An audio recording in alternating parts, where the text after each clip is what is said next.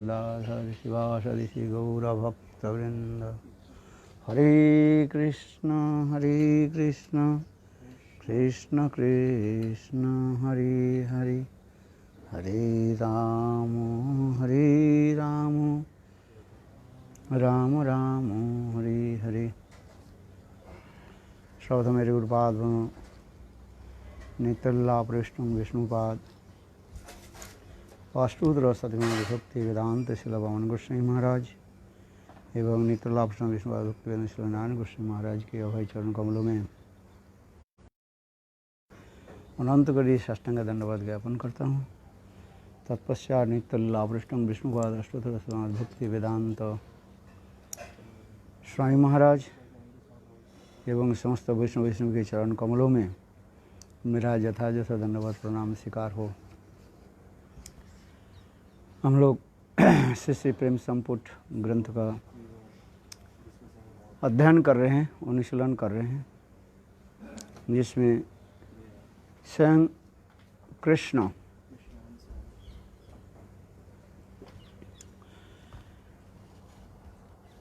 राधा जी की प्रेम महात्मा के राधा जी की मुखारविंद से सुनने के लिए देवांगना के रूप में प्रकट हुए। हम लोग कल श्रवण किया था ये किस प्रकार राधा जी वह देवांगना वेशधारी कृष्ण की जो है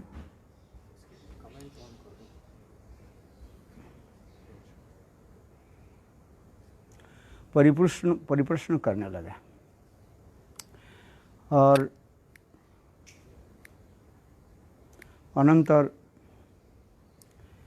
देवांगना वेशधारी कृष्ण अपने को परिचय दिया। वे कहाँ से आए हैं? स्वर्गलोक से।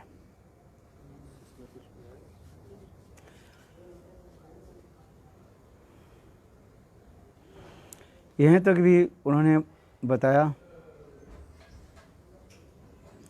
जो ये स्वर्गलोक से इसलिए आए हैं, ये कृष्ण के वेणुध्वनि के इतने मधुरता, कमनीयता, चित्त आकर्षकता है, उस वेणुध्वनि की सुन करके वे आए हैं और उनसे साक्षात रूप में दर्शन करने के लिए। और विशेष करके वह बंसीवाड़ में, यहाँ पर कृष्ण गोपियों के साथ बंसी ध्वनि के द्वारा समस्त गोपियों की जो है एकत्रित करते हैं और गोपियाँ भी उत्कंठित होकर के कैसे कृष्ण के साथ मिलते हैं, इसलिए वे स्वयं परिचय दे रहे हैं कि मैं स्वर्गलोक से ये स्वर्गलोक त्याग करके अत्यंत उत्कंठा के साथ इस वृंदावन में बंसीवाड़ में मैं निवास कर रहा रही हूँ।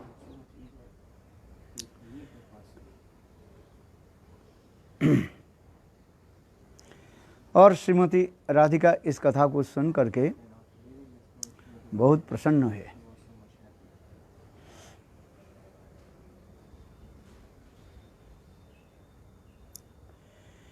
देवरूपी श्री कृष्ण की बात सुनकर श्री राधा ने परिहास युक्त मधुर वाक्य द्वारा कहा, ओहो धन्य, मुझे लगता है कि स्वर्गपुरी में रहने वाली अन्य समस्त देवियों की अपेक्षा तुम भी सर्वाधिक चतुर हो, क्योंकि केवल तुमने ही अपने तीव्र उत्कंठा रूपी तलवार द्वारा छिन्न इंद्रिय होकर इस वेणुध्वनि के मूल कारण से ढूंढने की चेष्टा की है। अन्य किसी रमणी से नहीं, अतः तुम ही सुमान हो, अर्थात तुम्हारा मन ही सुंदर है। यह राधा जी का कार्य।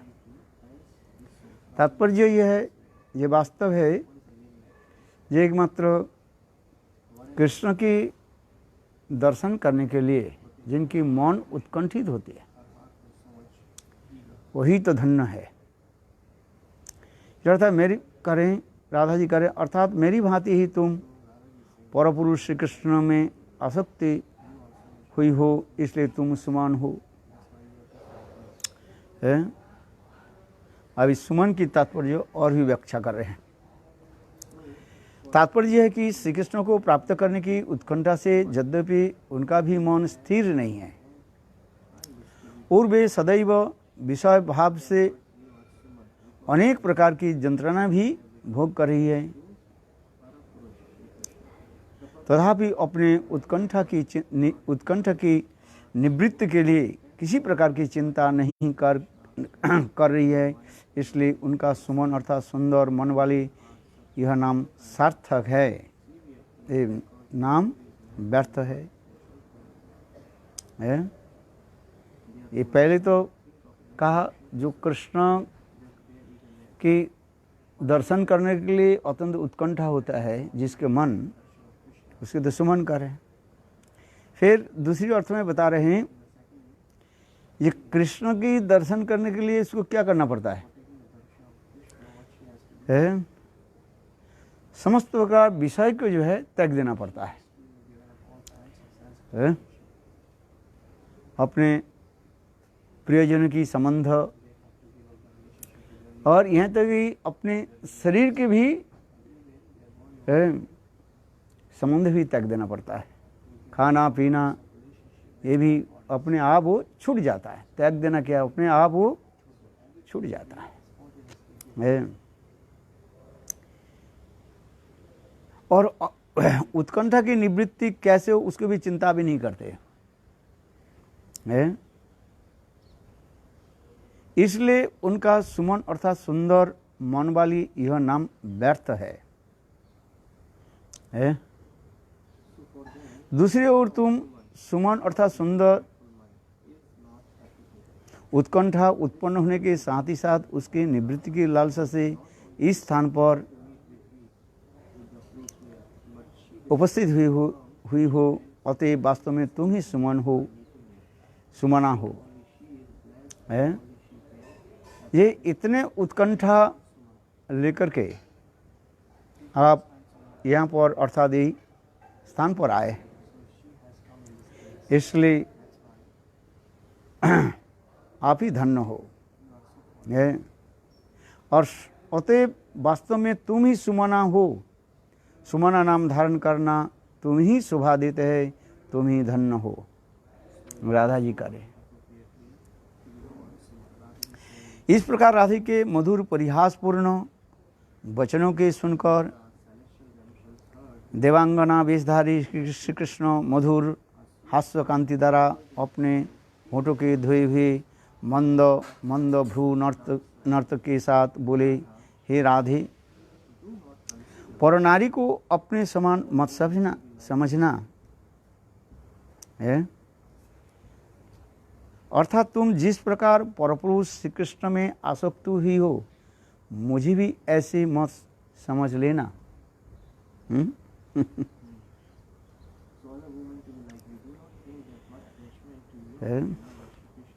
क्या परपुरुष श्री कृष्ण मुझे यहाँ देखने भी समर्थ हो सकते हैं? कौन करे? कृष्ण करे, अर्थात देवांगना वेशधारी कृष्ण करे। तब राधिका बोली, तुमने किस कारण से इस स्थान पर आगमन किया है? इस कृष्ण के विलास का एकांत में अनुभव करो। तुम्हारा परपुरुष से प्रयोजन क्या है?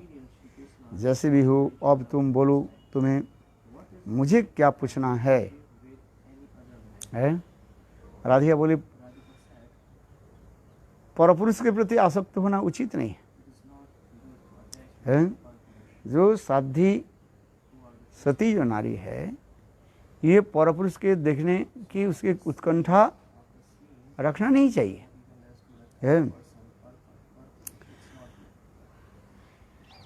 तुम्हारा परपुरुष से प्रयोजन क्या है, ये बात बताओ। राधिका जी प्रश्न कर रही है। जैसे भी हो, अब तुम बोलो, तुम्हें मुझसे क्या पूछना है? तुम क्या चाहते हो मुझे? बताओ। अब तक मैंने तुमने परिहास आदि किया, यह केवल इसलिए कि तुमने मुझे अपने सुखी मानकर अंगीकार किया है। मैं जैसे आपको सुखी समझ लिया, आप भी मुझे उसी प्रकार सुखी मान लो, इसलिए मैं आपके साथ थोड़ा परिहास किया है, लाफ एंड जोक है, प्रेम पूर्वक परिहास किया। देवांगना वेशधारी श्री कृष्ण बोले, सखी तुम परिहास करो और परिहास में तुम्हें कौन पराजित कर सकता है। अरे सखी राधे, तुम मेरी सखी हो, यह अति सामान्य बात है, अपितु तुम तो मेरे प्राण की समान प्रियतमा हो। यह सत्य है कि तुम मानुषी हो, किंतु देवबोध में भी तुम्हारे पवित्रकारी गुण कथाओं को नतमस्त होकर प्रणाम करती है। देवांगना कहने लगी, हे राधे, यह सत्य है ये तुम तो मानुषी हो, किंतु तथापि देवलोक में रहने वाले जितने भी सती साध्वी नारियां हैं, स्त्रियां हैं, वो भी तुम्हारे पवित्र गुण कथाओं को नतमस्तक होकर प्रणाम करती है। तात्पर्य यह है कि यद्यपि श्री राधिका लीलारस आस्वादन की लालसा से मानवीय रूप से प्रकट होकर विहार कर रही हैं, तथापि वस्तुतः वे साधारण प्राकृत मानवी नहीं हैं। वे अत्यंत श्री भगवत अवतार के मूल अवतारी स्वयं भगवान श्री कृष्ण की पूर्ण शक्ति स्वरूपिणी है। अतएव उन श्री राधे को गुण कथाओं को यदि देवंगना आदि भी प्रणाम करती है तो उसमें आश्चर्य की बात क्या है। यहाँ पर सिद्धांत दे रहे हैं। ऊपर से हम देख रहे श्रीमती राधिका एक साधारण मानवी जैसे लग रहे, स्त्री जैसे लग रहे, किंतु वास्तव में श्रीमती राधिका तो स्त्री भी मानवी नहीं है, अरे ऑर्डिनरी स्त्री नहीं है, वोमेन नहीं है। इसलिए ये देव देवियाँ उनकी भी चरण कमल की जी प्रणाम भी करे, स्तुति भी करे, है, इसमें आश्चर्य की बात क्या है। श्रीमद् भागवत में दशम स्कंद की प्रथम अध्याय के श्लोक संख्या 17 से 23 तक श्रील सुखदेव गोस्वामी ने भी भाव के अनुसार श्री कृष्ण के आविर्भाव प्रसंग का वर्णन करते हुए कहा कि राजाओं के वेश धारण करने वाली कपटी दैत्य को अत्याचार से प्रपीड़ित होकर धरणी पृथ्वी देवी एक बार जब गाय का रूप धारण करके करुण स्वर से क्रंदन करते हुए ब्रह्मा के निकट अपने दुर्भाग्य का निवेदन किया था, तब उसने दुखपूर्ण वृत्तांत को श्रवण करके ब्रह्मा अन्य देवताओं के सहित उसे लेकर क्षीर सागर में तट पर गए थे, जहाँ क्षीरोदकशाही महापुरुष ने समाधिस्थ ब्रह्मा जी से कहा था कि तत्प्रियार्थ संभवन्तु सुर स्त्रिय, अर्थात देव स्त्रियाँ श्री कृष्ण और उनकी प्रियाओं के प्रति संपादन करने के लिए ब्रज में जन्म ग्रहण करेंगे। अति दासी योग्य देव बधुओं के प्रणाम अयुक्तिक नहीं है, युक्त है। अर्थात कृष्ण जब प्रकट होंगे तो स्वर्ग के रहने वाली भी, वो समस्त रमणीय भी इस ब्रज में जन्म ग्रहण करें, है। देवांगना वेशधारी कृष्ण और भी बोले, सखी मैं इस समस्त अतिरंजित यानी अलंकार युक्त वचन तुम्हारी स्तुति करते हुए नहीं कर रही हूँ, अथवा तुम्हारे प्रति उदासीन वशतः परिहास करने के लिए भी नहीं कह रही हूँ, अतएव तुम लज्जित मत हो। मैं कभी भी मिथ्या वचन नहीं बोलूंगी। समुद्र कन्या लक्ष्मी देवी तथा पार्वती तक भी सौंदर्य और सौभाग्य आदि गुणों से तुम्हारे समान नहीं है। अनंत कोटि विष्णु लोक नम्र पद्म जार्चिते हिमाद्रिजा पुलोमजा विरिंचजा बराप्रदे अपार सिद्ध हृदय सत्पदंगुली नगे कदा करी शशि मन कृपा कटाक्ष भाजनम है। इसलिए वो देवांगना जो बोल रही है ये सत्य है?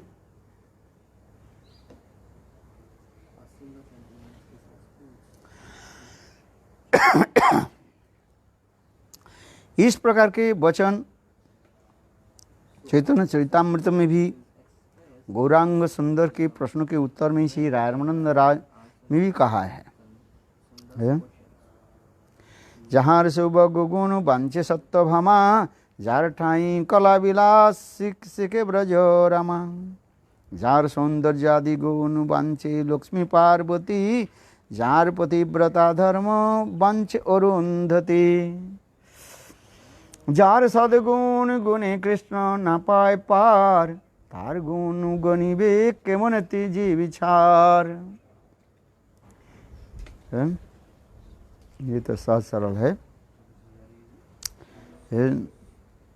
सत्यभामा आदि जनी क्या बोले महिषियों भी है, रुक्मिणी सत्यभामा आदि ये समस्त महिषियाँ भी राधा जी की सौभाग्य आदि देख करके कैसे प्रार्थना आदि करते रहते हैं। श्रीमद् भागवत दशम स्कंध में कौन सा अध्याय 90 है? नहीं, जहाँ पर करना है ये वह समस्त ये कृष्ण के नहीं राधा जी के बक्षस्थल के रंजित कुमकुम रंजित चरण कमल में हम लोगों की जय उसी प्रकार रोती हो। उसमें श्लोक है ना, बहुत सुंदर श्लोक याद है? ये दशम स्कंद मेरे ख्याल से जय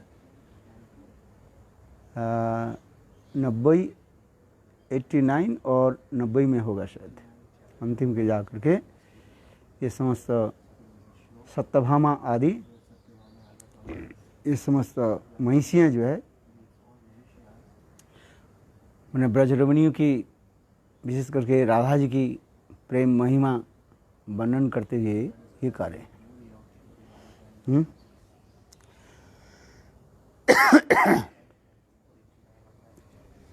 इसलिए सत्यभामा यहाँ तक भी लक्ष्मी तो पार्वती ये लोग भी अपने पतिव्रता धर्म को त्याग दे करके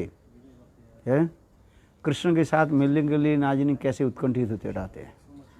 जैसे आज तक भी लक्ष्मी देवी वैकुंठ नारायण की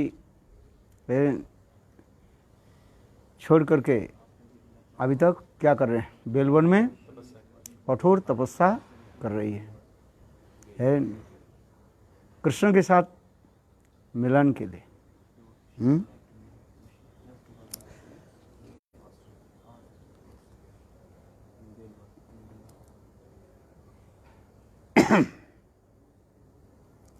इन पराओं की इन प्यारों में दिखाया गया कि लक्ष्मी और पार्वती भी श्री राधा की सौंदर्य आदि गुणों की प्राप्ति के लिए प्रार्थना करती है। श्रील रूप गोस्वामी ने उज्ज्वल निर्मणि ग्रंथ में हरिप्रिया प्रकरण में भी कहा गया है ये रासोल्लास विलंघ्रितात्व पदवी विश्रांतो अप उद्धृत सिंगार राज्य अरुंधति मुखश्रोति वृंदेनो वंदिता आराध्योपि माधुरी परिमल व्याख्याप्त लक्ष्मीश्रिय सात्रैलोक विलक्षणा ददतुव कृष्णस्य सख सुखम। यद्यपि ब्रजसुंदरियाँ राग उल्लास के वशीभूत होकर आर्यपद का उल्लंघन करती हैं, तथापि अरुंधति आदि सती रमणियाँ भी परम श्रद्धा के साथ उन ब्रज गोपियों की समस्त आचरण की वंदना करती है। ब्रज रमणियाँ वनवासिनी होने पर भी अपने माधुर्य परिमाण के द्वारा वैकुंठ की अधीश्वरी लक्ष्मी की शोभा तिरस्कृत करती है। त्रिजगत में विलक्षण ऐसे श्री कृष्ण वल्लभ हैं, आप लोगों का सुख विधान करें। प्रस्तुत श्लोक में यह उल्लिखित हुआ है कि राधा के माधुर्य सम्मुख, राधा जी के जो माधुर्यता के सम्मुख लक्ष्मी आदि सौंदर्य तिरस्कृत होते हैं। इसका कारण यह है कि श्री राधा जी श्री कृष्ण की सर्वश्रेष्ठ प्रियतमा है। श्री कृष्ण की अनंत शक्तियों में चित्त शक्ति, माया शक्ति और जीव शक्ति प्रधान है। यह चित्त शक्ति अंतरंगा, माया शक्ति बहिरंगा और जीव शक्ति तटस्थ है। ये तीन शक्ति को अंतरंगा स्वरूप शक्ति प्रधान है। तन्मध्य स्वरूप शक्ति सवार ऊपरे। सच्चिदानंदमय श्री कृष्ण की स्वरूप शक्ति की तीन भागों में विभक्त है। आनंद अंश से ह्लादिनी, सत अंश से संधिनी और चित्त अंश से संबित अर्थात ज्ञान। श्री कृष्ण और उनकी भक्त को आनंद प्रदान करने वाली ह्लादिनी शक्ति के सार अंश का नाम है प्रेम। ह्लादिनी सार, तार नाम प्रेम। प्रेम का परम सार महाभाव है। प्रेमेर सार महाभाव, महाभाव स्वरूपिणी राधा ठाकुरानी है। सर्व श्री कृष्ण जिस प्रकार मूल अवतारी श्री कृष्ण से अनंत भगवत अवतारों का आविर्भूत होता है, उसी प्रकार श्री राधा से तीन प्रकार की कांताओं को अर्थात ब्रज गोपियाँ, ब्रज में ब्रज गोपियाँ, पूर्जनी द्वारकापुरी, महिषियों का और सभी भागवत धाम की लक्ष्मियों की भी विस्तार होता है। ये कहाँ कहाँ पर राधिका अपने सबके प्रकाश करते हैं। जितने भी ब्रज की गोपियाँ हैं वो है कौन हो? आनंद चिन्मय रस प्रतिभा विस्तार भी जो एवं निज रूप तया कला भी है। कृष्ण की आनंद प्रदान करने के लिए स्वयं राधा जी जो है वैकुंठ और द्वारका और गोलोक वृंदावन में तीन स्वरूप में प्रकाशित होकर के ये सब लीला विलास आदि करते हैं। वैकुंठ में लक्ष्मी के रूप में, द्वारका में महिषियों के रूप में और ब्रज में गोपांगना के रूप में है। यही तो दिखाते जा रहे हैं, यही तत्व सिद्धांत दे रहे हैं। यद्यपि श्रीमती राधिका कृष्ण के समस्त प्रकार की इच्छा को पूरा कर सकती है, किंतु बहुकामता नहीं हो, उसमें प्रेम के उल्लास नहीं होगा। इसलिए दिल है क्या, बहुकामता बिना नहीं रसेर उल्लास है। रस के उल्लास तब होता है अनेकों कामताएं रहे, कोई मान करे, कोई कुछ करे, तब तो आनंद होता है कृष्ण के। है कृष्ण द्वारका और लक्ष्मी क्या वैकुंठ में इतने प्रसन्न क्यों नहीं है?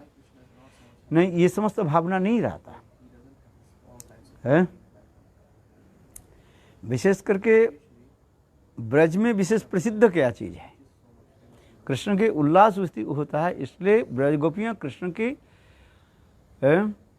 परपुरुष मान करके उनके साथ प्रेम विहार आदि करते हैं, परपुरुष समझते हो, वो मेरा विवाहित पति नहीं है। इसलिए उनके साथ जो एक मान अभिमान अनेक प्रकार प्रेम की जो एक होता है उसमें उल्लास होता है। राधा आदि गोपियाँ तो कभी कभी कृष्ण की भी मान करते हुए ये भी बोल देते हैं, थोड़ी हम आप थोड़ी मेरा पति थोड़ी हो, है तुम्हारे साथ हमारे क्या संबंध है।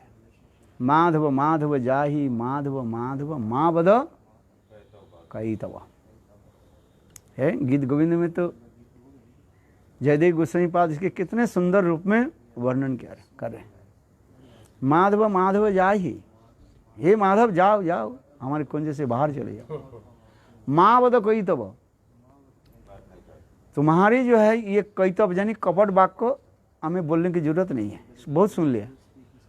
माँ बद कोई तब है, फिर उसकी दूसरी अर्थ लगा दिया जाए।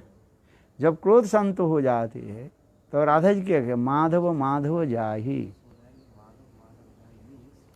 है। इसके अर्थ भी सुंदर लगा देते हैं। माँ धव, माँ माने नहीं, नेगेटिव बात है, और धव माने जो जल्दी जाना है।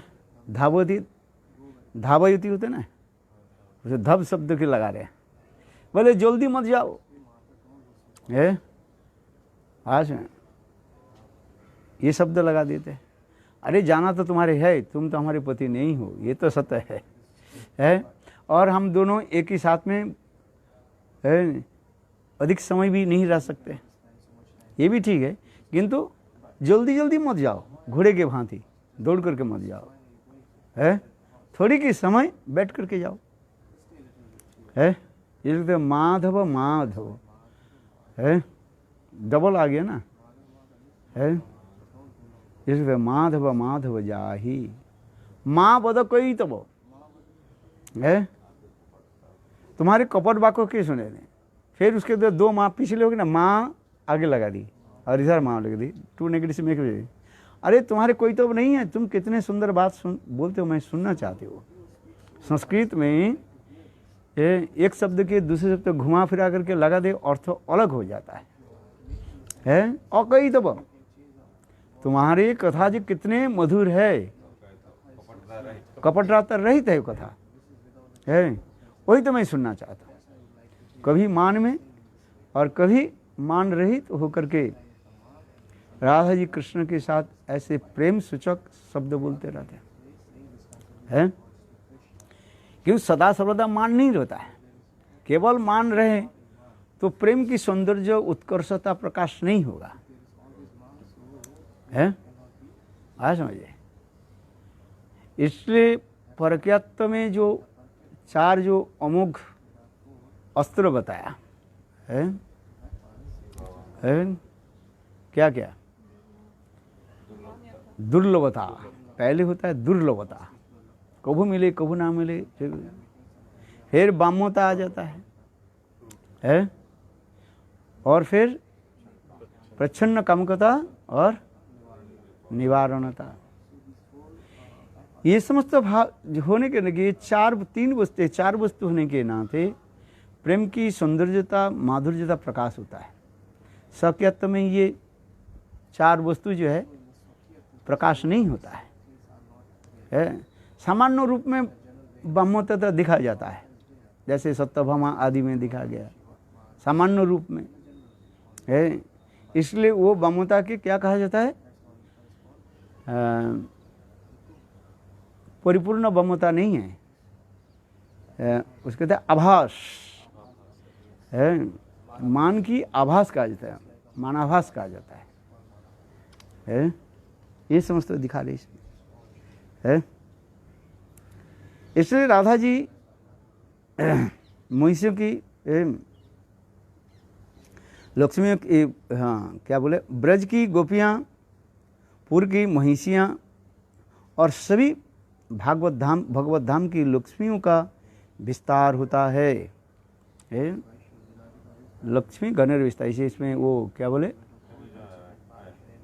इसके संवाद में आ रहे हैं। जब चैतन्य महाप्रभु वेंकट भट्ट से मिले, हास परिहास करने के बाद चैतन्य महाप्रभु ये भी तत्व सिद्धांत दिखाया गया है। बहुत सुंदर उसमें भी कथा प्रसंग है। श्री राधा जी इन तीनों की मूल अंशिनी है। अंशिनी माने जहाँ पर अंश आदि प्रकाश होते अंशिनी कहा जाता है, यहाँ से अवतार आदि प्रकाश होते हैं उसके अवतारी कहा जाता है। इसलिए कृष्ण के क्या कहा जाता है? कृष्ण अवतार नहीं है, अवतारी, मूल अवतारी कहा जाता है। अवतार तो अनेकों स्थान से प्रकट भी दिखाया गया है। कारणोदक से और क्या बोले गौरवोदक से, यहीं तो क्षीरोदकसाई विष्णु से भी कुछ अवतारों की जो है प्रकाश दिखाया गया है। इस समस्त लघु भागवतमृत ग्रंथ में दिखाया गया है। किंतु कृष्ण की मूल कहा जाता है, इसलिए कृष्ण के द्वारा सर्व अवतारी, जहाँ से समस्त अवतार की मूल जो है ओरिजिन है। जिस प्रकार गंगा की तो अनेकों धाराएं हैं, किंतु मूल धारा को क्या कहा जाता है? गंगोत्री कहा जाता है। हिमालय की उच्च स्थान से जहाँ पर गंगा जी प्रकट है, फिर हजारों स्रोत धारा से धीरे धीरे धीरे नीचे उतरने लगे, फिर अनेकों धारा कहाँ कहाँ का वो प्रवाहित होते जा रहे हैं। उसी प्रकार कृष्ण के कहा जाता है मूल अवतारी है। कविराज गोस्वामी है बृहद गौतमी तंत्र से भी उद्धृत करके कहा है।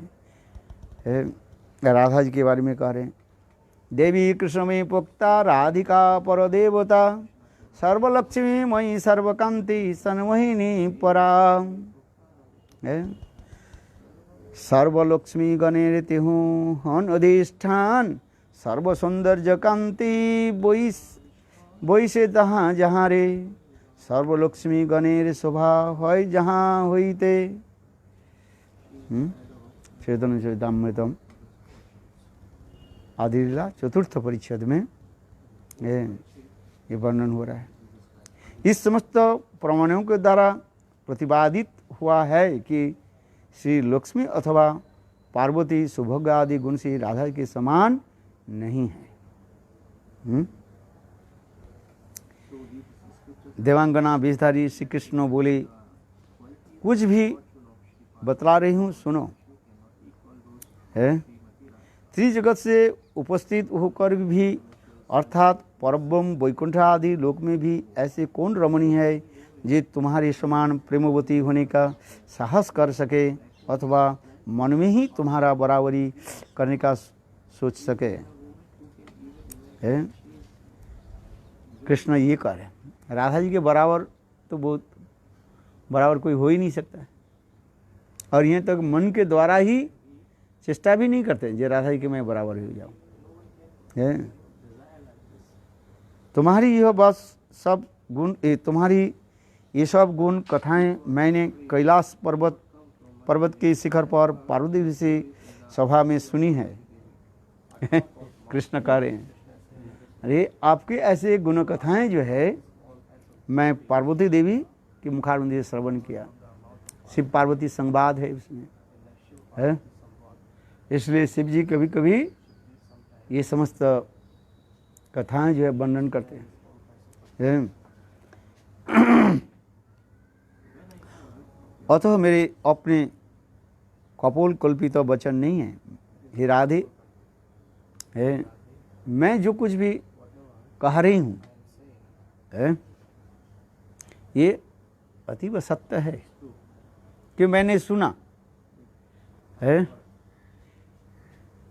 देवांगना कहने लगी, मैंने जैसे सुना आपकी महिमा, उस महिमा को मैं आपके निकट वर्णन कर रही है, और कि अतिरंजित नहीं है, अधिक करके मैं कुछ नहीं कर है। क्योंकि कभी कभी कोई व्यक्ति जो है अपने स्वार्थ सिद्धि के लिए है अतिरंजित शब्द कह करके है अपने काम निकालते है।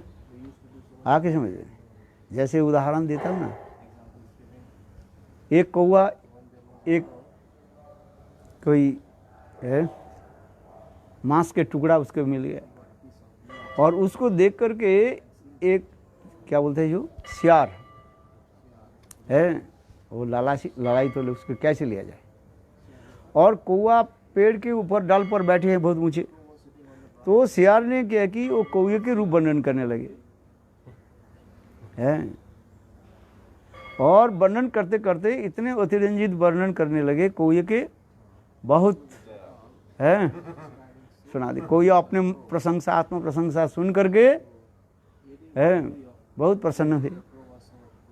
अंत में सियार ने कहा देखो बहुत दिन हो गया है तुम्हारे मुख से तुम्हारे जो स्वर को मैं नहीं सुना है, तुम इतने सुंदर स्वर से कीर्तन करते हो वह अभी तक मेरा याद है, तुम एक बार कीर्तन मुझे सुना दो बस।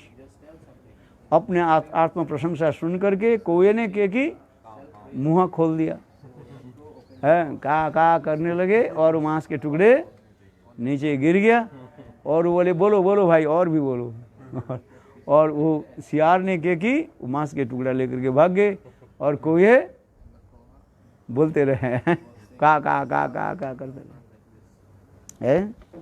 इसलिए कहने की तात्पर्य है जिस प्रकार सियार अपने स्वार्थ सिद्धि के लिए मांस के टुकड़ों प्राप्ति करने के लिए और उसके प्रशंसा सुनाया, और वो आत्म प्रशंसा सुन करके कोई आत्म प्रशंसा सुन करके वो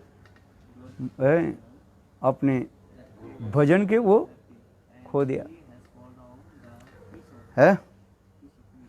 उसी प्रकार की यह कह रहे हैं कृष्ण कह रहे हैं माने देवांगना कह रही हैं, हे श्री राधिके मेरा कोई स्वार्थ नहीं है, निस्वार्थ रूप में है व अतिरंजित हो करके मैं कुछ नहीं कह रही हूँ।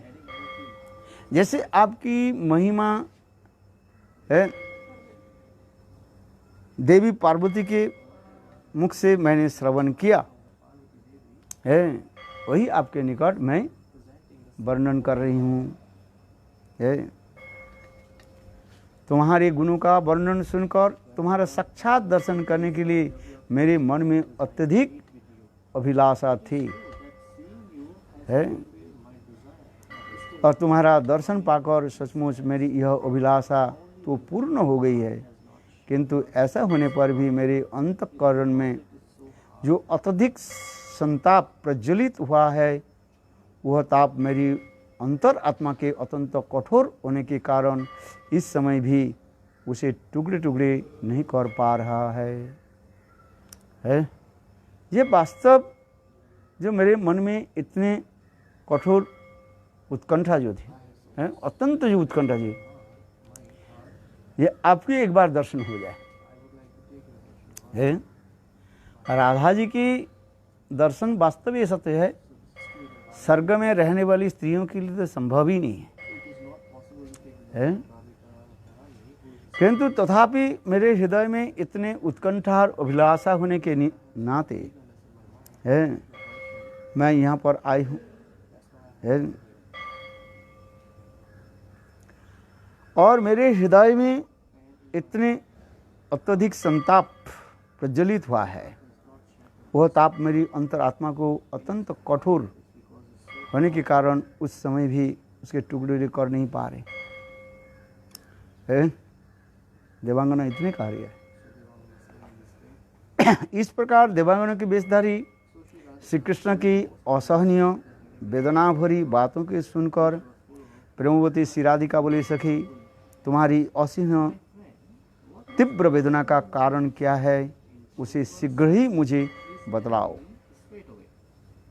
है, उसका हमें बताओ। ये आपके हृदय में इतने वेदना कष्ट के कारण क्या है वो भी बताइए। राधिका पुनः पुनः इस प्रकार प्रश्न करने लगी तो देवांगना वेशधारी श्री कृष्ण का कंठ अवरुद्ध हो गया, उनके नेत्र से निरंतर अश्रु प्रवाहित होने लगे और वे कुछ बोल नहीं पा रही है। श्री राधा स्वयं अपने मृदुल वसन अंचल द्वारा अश्रुजल से परिप्लुत उनके नयन और मुख को धीरे धीरे पोंछने लगे। कृष्ण कैसे क्या बोले, ड्रामा करने में कृष्ण कितना है चतुर है। राधा जी के थोड़ी सी भी भनक नहीं लगा रहे हैं, ये मैं कृष्ण हूँ ये भड़क नहीं लगा रहे हैं। हाँ, इसलिए समस्त स्त्रियोचित तो इसको भाव कहा जाता है। स्त्रियां ये अपने जो भावों के इतना रूप में प्रकट करते हैं, उसके किसी को पकड़ना संभव नहीं होता है। और कृष्ण जब स्त्री वेश धारण करके आए हैं, तो आप ये समझ लिए कृष्ण कितना चतुर है। हाँ समझे, इसलिए कृष्ण ऐसे सुंदर इसलिए ऊपर से दिखा रहे है, मेरा हृदय द्रवीभूत हो रहा है, आंखों से आंसू, जैसे ड्रामा में, नाटक में है जो वो जो ड्रामा करने वाले होते हैं, वो ऐसे करते हैं किसी को भनक नहीं लगते है। एक जिससे हमारे भक्ति विज्ञान भारती महाराज कह रहे थे, ये आज से करीब मानो 50-60 साल पहले जो है, स्त्रियां जो है ड्रामा नहीं करती है। विशेष करके ग्राम अंचल में जो है स्त्रियां ये सब नाटक फाटक में नहीं जाते है। तो इसलिए उस ग्रामांचल में है, रूरल एरिया, ग्रामांचल जो लोग नाटक करना है, स्त्रियों के जो रोल कौन करेगा, वही पुरुष जो है स्त्रियों की जो वेश धारण करके करते रहते हैं। आज ये करते रहते, क्योंकि कहीं भी करे तथापि कहीं न कुछ उनके जो है पकड़ लेते हैं लोग, ये स्त्री नहीं ये पुरुष है। उनके चलना बोलना हंसना भी पकड़ आ जाता है। किंतु कृष्ण जब स्त्री वेश धारण करके ये जो लीला आदि कर रहे हैं, स्वयं राधा जी भी पकड़ नहीं पा रहे हैं। इसलिए राधा जी स्वयं अपने मृदुल बसल अंचल के द्वारा और उनके आंखों की आंसू की जो है पूछने लगे और धीरे धीरे सांत्वना देने लगे। कृष्ण ऐसे दिखा रहे हैं जो कितने हृदय में है वेदना कष्ट अनुभव कर रहे हैं।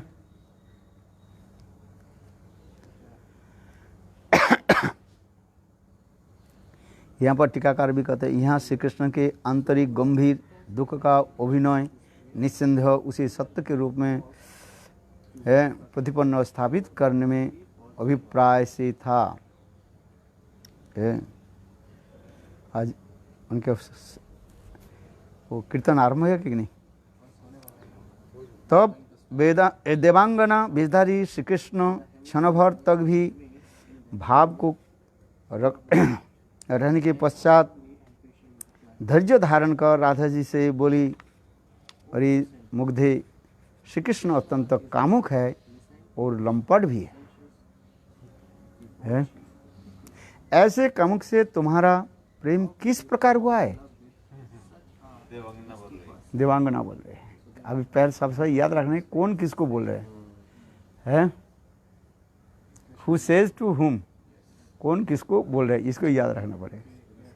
यह श्री कृष्ण जनी देवांगना जो है ऐसे शब्द बोल रहे हैं। इसलिए तो राधा जी आगे जाकर के कहेगी, तुम आगे पकड़े जाएंगे क्या है? आगे तो पकड़े जाएंगे।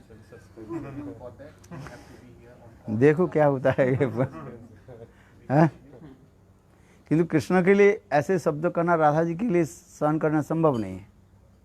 क्यों पता तथापि राधा जी कैसे स्थिर रखा। कृष्ण के प्रति कोई सामान्य रूप में यदि ऐसे अपशब्द कहे राधा जी सहन नहीं सकते। स्वयं कहे दूसरी बात है, जैसे माँ अपने बेटा के कहते हैं तू चोर है, दुष्ट है, छल है, किंतु दूसरे व्यक्ति को ही अपने उनके बेटा की कहे माँ सहन करने पाए। यह स्नेह ममता की है कि नहीं है। किंतु ये देवांगना जो है अर्थात कृष्ण वेशधारी कृष्ण के लिए क्या करें, ये ऐसे कामुक से तुम्हारा प्रेम किस प्रकार हुआ। जगत में तुम्हारे इस प्रेम की कोई तुलना नहीं है, तुम्हारे प्रति निरुपाधिक है। तुम्हारी जो प्रेम जो है वह प्रीति जो है निरुपाधिक उपाधि रहित, अर्थात इसका कोई हेतु नहीं है जिसके द्वारा वह नष्ट हो सके। इसका भाई कोई वेग इतना प्रबल है कि किसी कारण से वह रोक नहीं जा सकता है। प्रेम की तो यही परिभाषा है। ध्वंस के कारण उपस्थित होने पर भी जो ध्वंसीभूत नहीं होकर के और भी क्या होता है, उत्तर उत्तर बढ़ वृद्धि होता है, उसकी तो प्रेम के कहा जाता है। ध्वंसत्य कारण ओपी है।